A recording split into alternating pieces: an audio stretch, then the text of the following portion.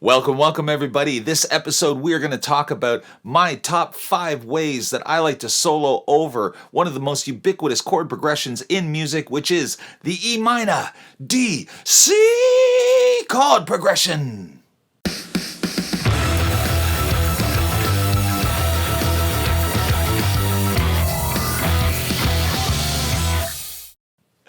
Okay, welcome back, everybody. I'm sorry, I got a little carried away. I think I had too much coffee. Okay, so let's get right to it. We've got a lot of ground to cover this episode. We are going to talk about my top 5 ways to solo over E minor, D, and C, one of the most ubiquitous and the most used chord progressions in music today. But please stick around till the end where I'm going to share with you, especially those of you who use loopers when you practice, a really cool trick that is going to really help to challenge and solidify your knowledge of theory, chords, and scales. Okay, so we're going to get to that towards the end, but stick with me now because we're going to talk about E minor, D, and C, the chord progression that is in so many songs that we know. In this key and also in many other keys, but in the key of E minor we have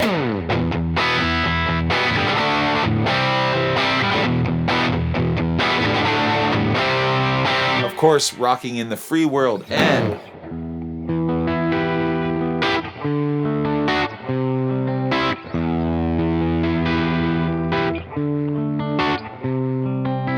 Nothing Else Matters by Metallica, and of course the classic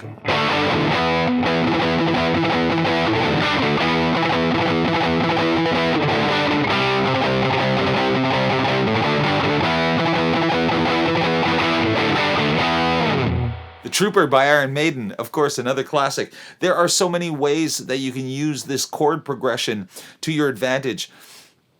And we're going to talk about my top 5 ways that I like to solo over. But the first thing we have to do is we have to get ourselves a looper.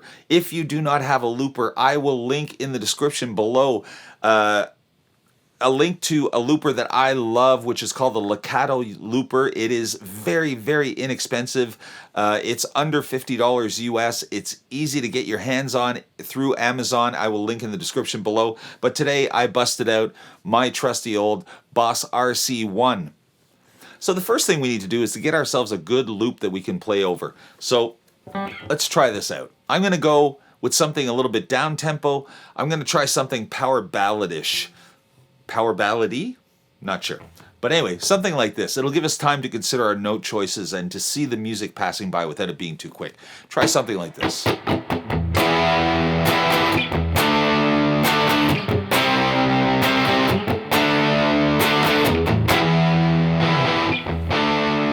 Listen, see how.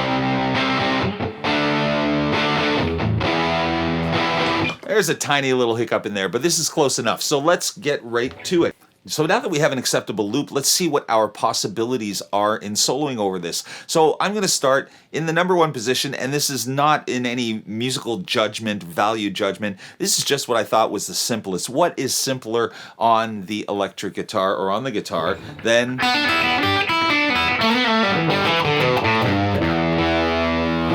our trusty old minor pentatonic scale? So let's see how that sounds.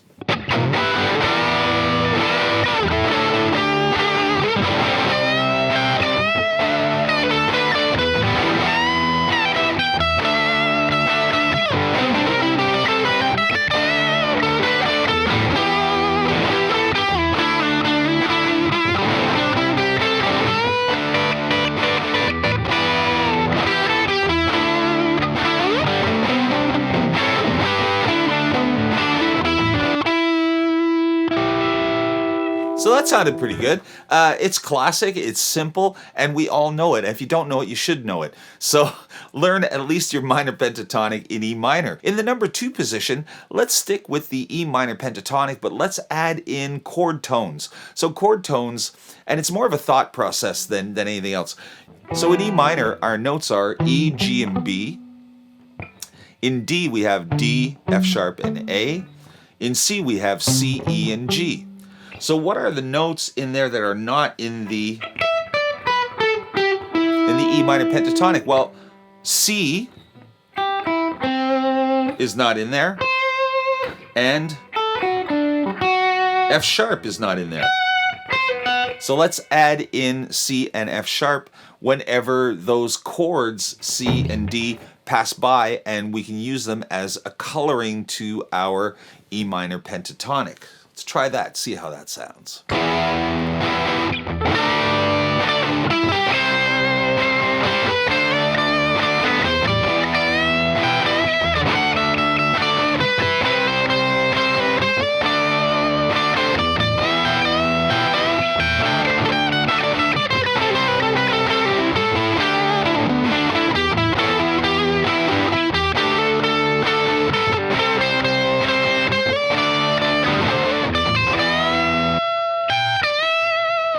All right, so there you go. So that was pretty cool. When I would hit the C, I would often throw in that note that is not in the E minor pentatonic. When I hit the D,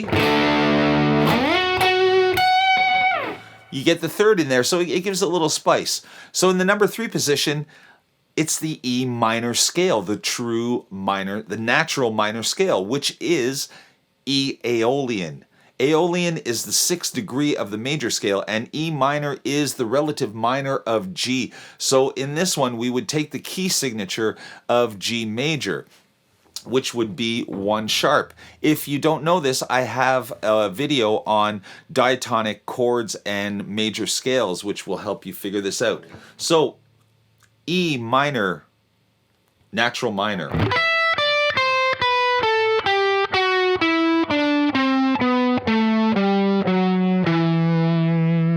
A full 7-note scale. So I know this kind of sounds like number 2 because all we're really doing is adding in the C and the F sharp, but it's a different philosophy. Thinking in terms of chord tones is different than thinking in terms of scales. So let's just see what the natural minor E Aeolian sounds like.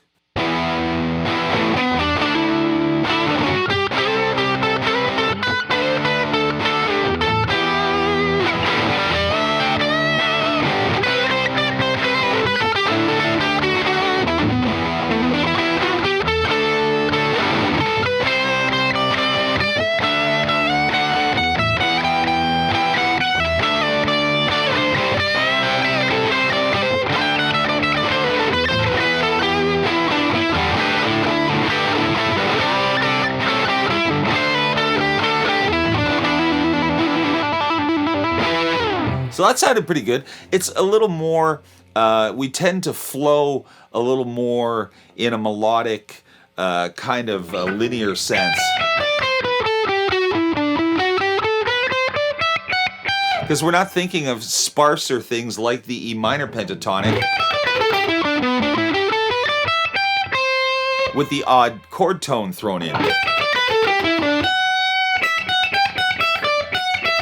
I just think about it differently. So although those two are very similar, they are distinctly different in my mind. So in the number 4 position, we have one that is, I don't see too many people talk about, but I know that some people know this one, and it's a really cool trick.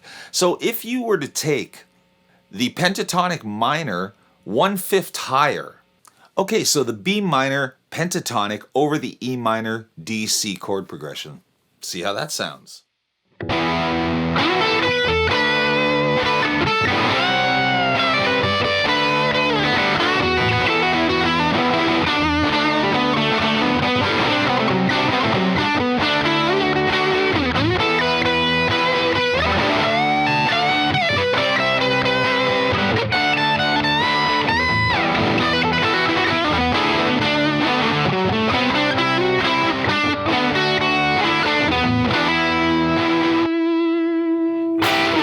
That sounded pretty cool because you get, instead of the G, you get that nice, that 9 flavor in there. You get the F sharp,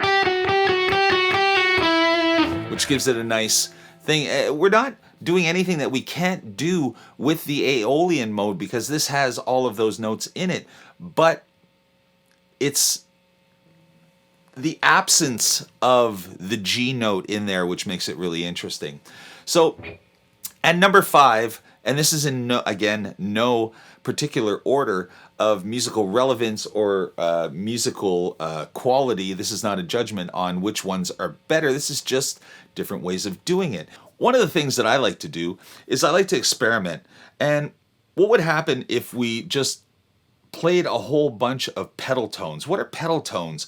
Pedal tones are repeating notes, essentially, and then with other notes thrown on top of it.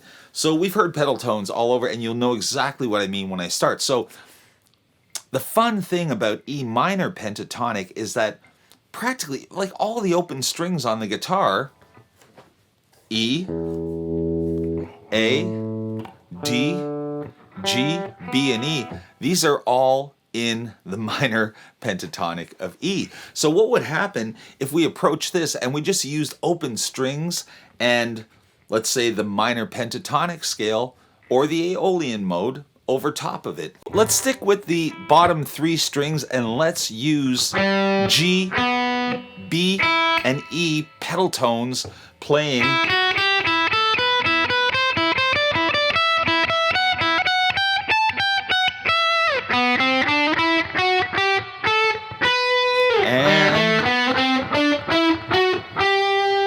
and let's use those with that, with the Aeolian scale, and let's see what happens.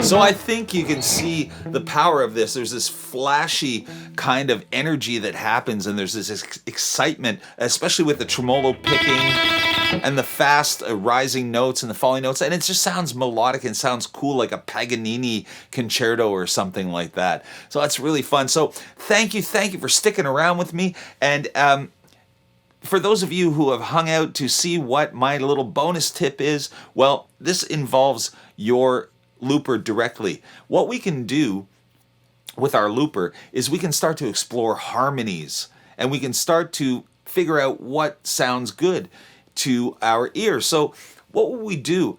I would start off with something really simple, like just using chord tones. So pick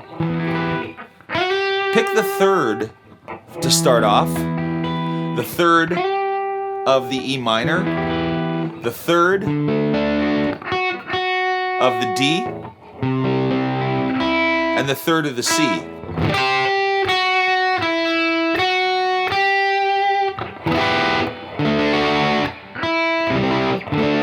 So let's add this into our loop and let's see what happens. We're going to record this time.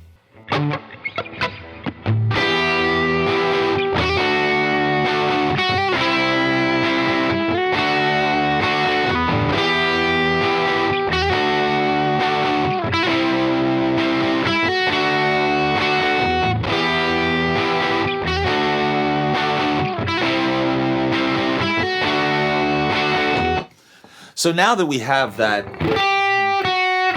those thirds on there, how would I harmonize with that line? Well, generally the full, rich harmonies that sound pleasing to the ear are usually close together, and they're usually thirds. They're in thirds. These sound sweet to us, and they go with the chord that they're outlining. So in this case, I played the G from the E minor, the F sharp from the D, and the E from the C. Now if I were just to go up 1/3 to the 5th of the E minor chord, which would be the B, the 5th of the D chord, which would be the A, and the 5th of the G chord, which would be the G, we would get something like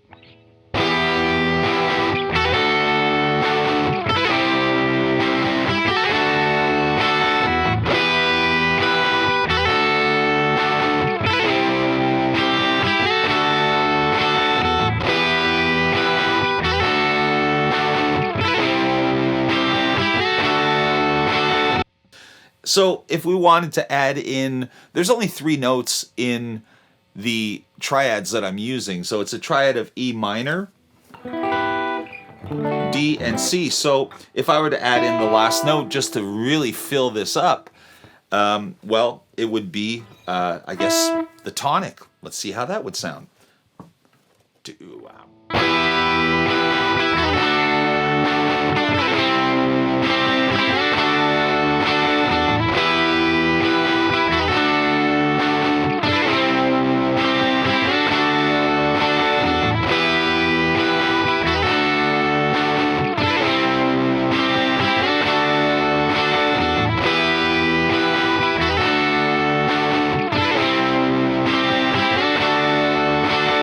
So now, our only other option is to start using chord extensions. So if you really want to get into something cool, what if we were using E minor 7, D7, and C major 7?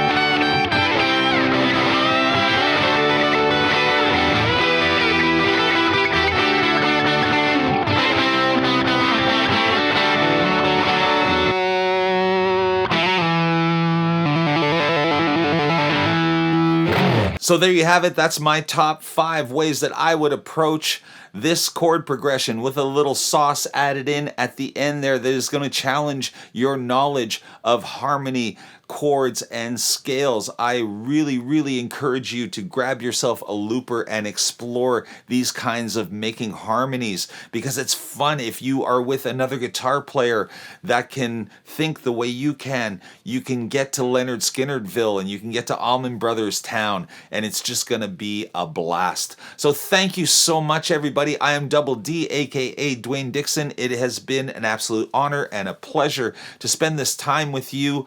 So I'm going to play you out over that funky groove we just created.